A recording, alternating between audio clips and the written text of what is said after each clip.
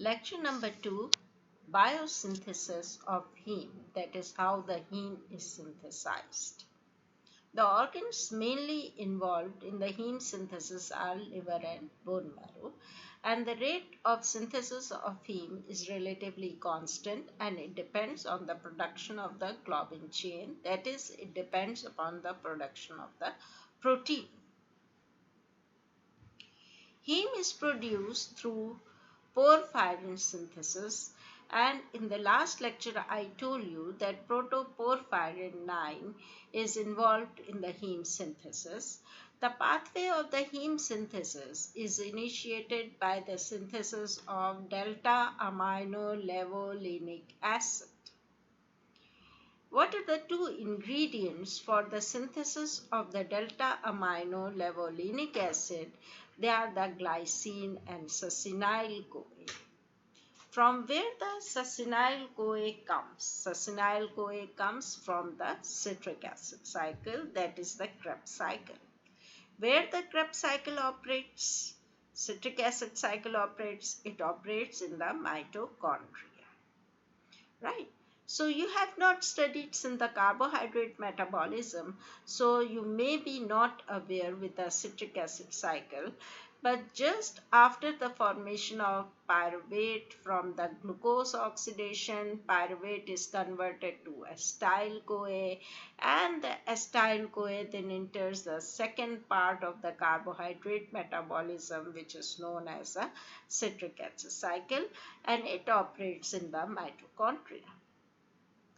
This is the heme molecule structure of heme. You can see here iron is present in between the four, or you can say connected to the 4 nitrogen atoms, and this is the heme molecule protoporphyrin 9.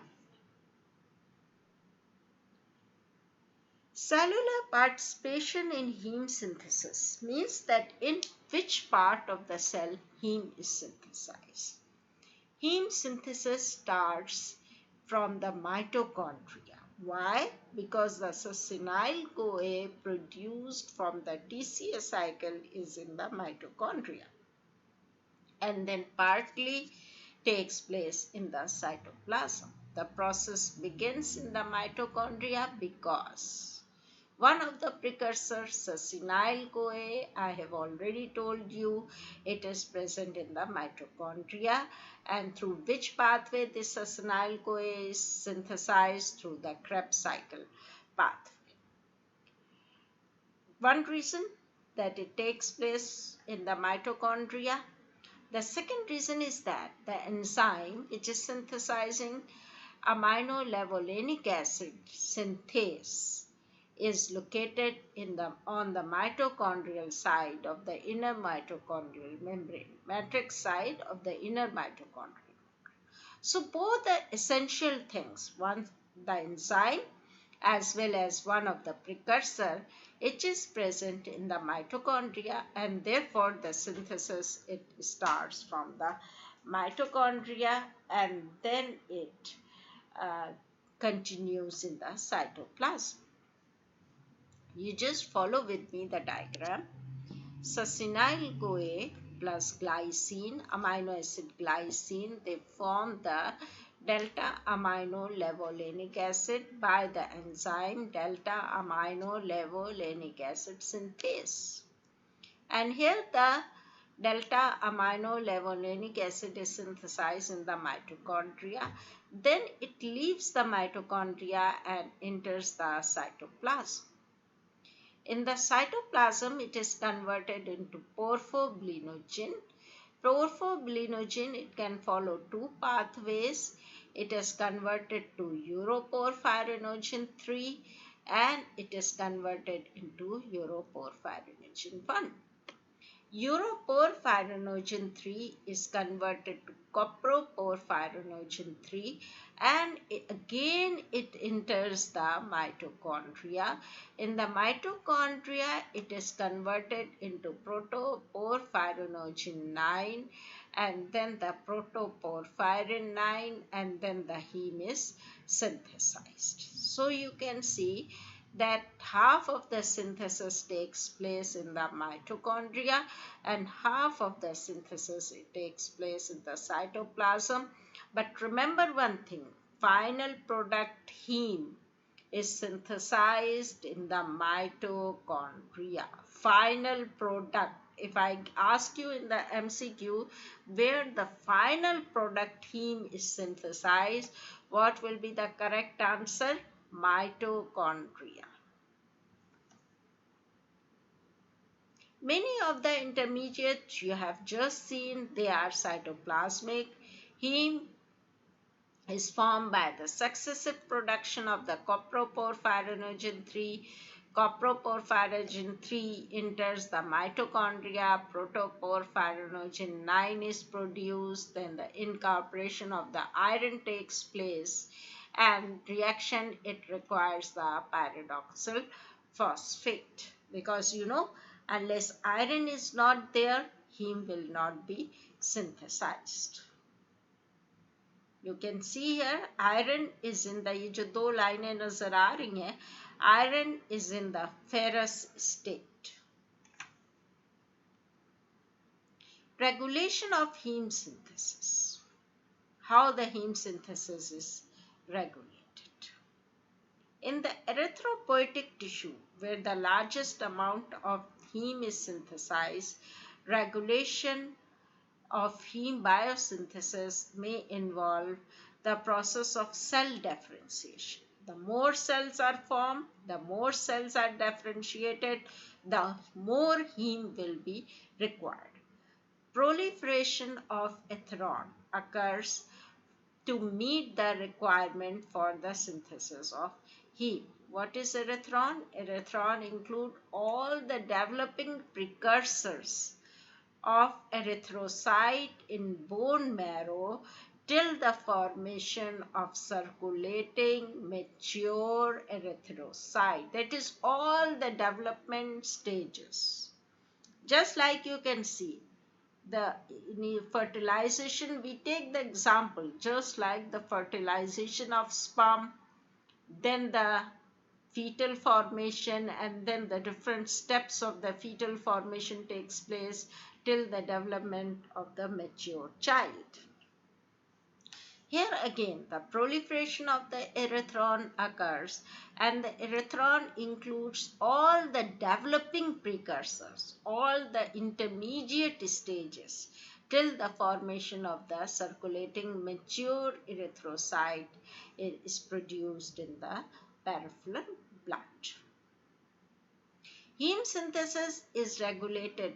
So what we have perceived from the last slide, that is the more differentiation of the cell, the more the RBC formation, the more the maturation of the RBC, the more heme will be synthesized.